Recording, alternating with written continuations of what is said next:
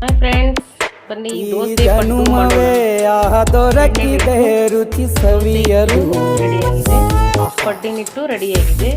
ಎರಡು ಗ್ಯಾಸ್ ಹಚ್ಚಿದ್ದೀನಿ. ಒಂದರ ದೋಸೆ ಒಂದು ಜಗವಿದೆ ನವರಸಗಳ ಉಣಬಡಿಸಲು. ಬಿಸಿ ಬಿಸಿ ಇದೆ, ಬಿಸಿ ಬಿಸಿ ಇದೆ ನಳಪಾಕ ದಿನ ದಿನ ನೂತನ.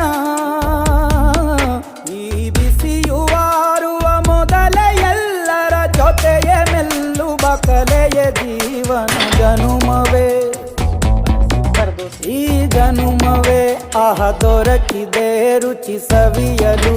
ಈ ಜನುಮವೇ ದೊರಕಿದೆ ರುಚಿ ಸವಿಯಲು.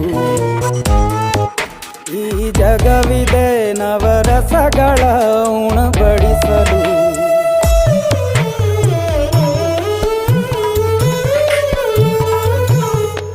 ಫೈನಲಿ ದೋಸೆ, ಪಡ್ಡು, ಚಟ್ನಿ, ಸಾಂಬಾರ್, ಮಸಾಲ ಮಜ್ಜಿಗೆ ರೆಡಿ ಆಯಿತು ಫ್ರೆಂಡ್ಸ್. ಇನ್ನೇನು ಬೆಣ್ಣೆ ಹಾಕ್ಕೊಂಡು ತಿಂತಾ ಇರೋದೆ. ನೋಡಿ ಇಲ್ಲಿ ಬೆಣ್ಣೆ ಬೆಣ್ಣೆನ ಈ ಥರ ಕುಚ್ಚಳು ಗಂಜಿ ಉಪ್ಪಿನಕಾಯಿ ಹೇಗೆ ಮಾಡಿದೆ ಗೆಳೆತನ. ತುಪ್ಪಕ್ಕೆ ಬಿದ್ದ